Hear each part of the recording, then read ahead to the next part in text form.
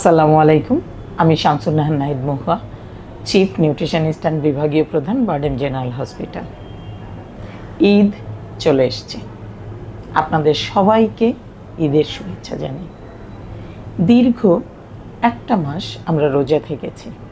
আপনাদের সবার জন্য আমার স্বল্প কিছু পরামর্শ, ঈদের দিন কিভাবে ভালো থাকবেন। সবসময় মনে রাখবেন, আমরা অভ্যাসের আওতায়।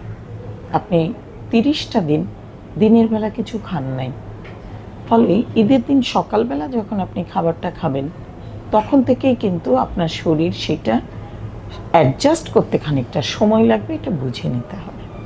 ফলে খাবারটা সকালবেলা এমন খাবার নেন যেটা আপনার ডাইজেশনটা ভালো হয়, তার মানে নরম খাবার নিতে পারেন। সাধারণত হয় কি, ঈদের দিন বাসাতেও খুব ভালো খাবার রান্না হয়, একটু রিচ ফুড, এবং আপনি যদি বাইরে কোথাও যান সেখানেও ওই একই খাবার।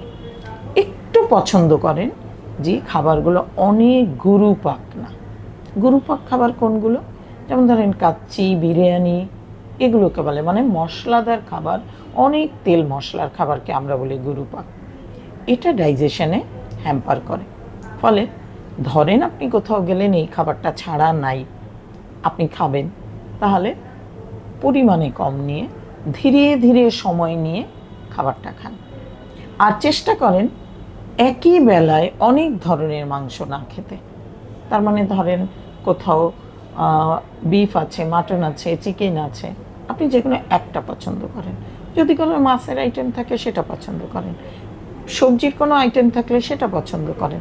সবচেয়ে ভালো কি জানেন? সালাদ নেবেন এবং ডেজার্টটা নেন। তাহলে অল্প অল্প করে দেখেন আপনাকে সব নেওয়া হয়ে গেল।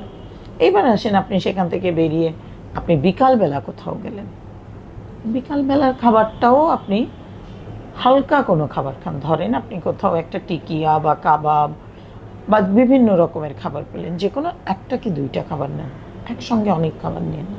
সাধারণত আমরা কিন্তু যেটা করি সেটা হচ্ছে, একটা মেহমানকে ঈদের দিন আমি যা যা রান্না করেছি সবই তাকে পরিবেশন করার তার সামনে দিয়ে থাকি এবং আশা করি তিনি সব খাবেন। কিন্তু যিনি খাচ্ছেন আসলে তাকে বিষয়টা বুঝে নিতে হবে। অতএব আপনি বুঝে আপনার খাবারটা নেন। প্রয়োজনে আপনি বিকালবেলা কেমন নিতে পারেন, দুধের খাবার ঈদের দিন ভালো হয়, হ্যাঁ দুধের খাবার নেন। যদি আপনার এমন থাকে যে আপনি দুধের খাবারে আপনি সহ্য করতে পারেন না, যেটাকে আমরা সহজ কথায় ল্যাকটোজ ইনটলারেন্স বলি, বা ধরেন আপনার কখনো আইবিএস ছিল বা আছে, তাহলে আপনি দুধের খাবারটা অ্যাভয়েড করে অন্য খাবারগুলো নিতে পারেন। কেউ যদি মিষ্টি পছন্দ না করেন, তিনি ঝাল জাতীয় খাবার নেন। যেমন অনেকেই টক দই দিয়ে ফালুদা করে, সেটা নিতে পারেন। চটপটি টাইপের খাবার নিতে পারেন, কাবাব নিতে পারেন, এরকম যে কোনো খাবারগুলো নিতে পারেন। এবার আস্তে আস্তে আস্তে আস্তে আপনি ডিনারটাও একই রকমভাবে ঈদের দিন দুপুরের মতন হতে পারে, কিন্তু ভুল করেও একটা কাজ করবেন না, সেটা হচ্ছে অনেক রাত্রে ডিনারটা নেবেন না। আপনি খাবার নেন, ডিনারটা মোটামুটি ঘুমানোর 2.5 থেকে 3 ঘন্টা আগে শেষ করে ফেলেন, আপনি যখনই ঘুমান।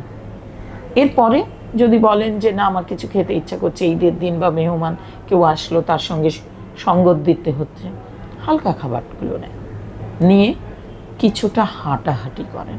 এই সারাটা দিনই আপনি দেখবেন ঈদের দিন কিন্তু হাঁটাহাঁটি হয়, কারণ আপনি এখান থেকে ওখানে যাচ্ছেন, ওখান থেকে ওখানে যাচ্ছেন, কুশল বিনিময় করছেন, আপনার কিন্তু হাঁটাহাঁটি হয়। এই হাঁটাহাঁটিটা ওই রাতে খাবারের পরে অন্তত 30টা মিনিট, 20 থেকে 30টা মিনিট আপনি ইচ্ছাকৃতভাবে একটু হাঁটেন। তাতে কি সুবিধা হবে, আপনি যে খাবারগুলো খেলেন তার যে ক্যালোরিটা জমা হলো, সেই ক্যালোরিটা আপনি কিছুটা ইউটিলাইজ করতে পারবেন। এতে সুবিধা কি? প্রথম সুবিধাটা হচ্ছে, আপনি দীর্ঘ 1 মাসের যে খাবারের অভ্যাসটা ছিল তার পরিপ্রেক্ষিতে উল্টা যে খাবারের অভ্যস্ততায় আসলেন, সেটার জন্য যে অ্যাসিডিটি হতে পারে বা পেট ফাঁকতে পারে, বা কিছু কিছু খাবার আপনার মানে ইচ্ছার বাইরেও খেতে হলো, এই খাবারগুলোর যে ডাইজেশনের সমস্যা হলো, সেইগুলো আপনাকে মিনিমাইজ করতে পারবেন। আর হচ্ছে, আপনি যখন এটা সবসময়ের জন্য, যখন ঘুমাবেন ভারী খাবারটা মিনিমাম 2.5-3 ঘন্টা আগে খাবেন। প্রয়োজনে আপনি ঘুমানোর আগে সামান্য একটা খাবার, যেমন একটু দুধ খান, একটু বাদাম খান, যে কোনো খাবার খান, খেয়ে আপনি ঘুমিয়ে যান। আর হচ্ছে যাই করেন দিনের যে কোনো একটা সময়, আমি বলবো রাত্রেবেলা একটা সময় অন্তত 30টা মিনিট হাঁটেন। তাহলে কি হবে জানেন, আপনার সুস্থতা আপনার নিজের হাতে চলে আসবে। আপনি যে অসুস্থতা ফিলগুলো করবেন সেই অসুস্থতা আপনি প্রিভেন্ট করতে পারবেন। ভালো থাকবেন, ঈদটা যেন খুব ভালোভাবে কাটে আপনাদের। ধন্যবাদ।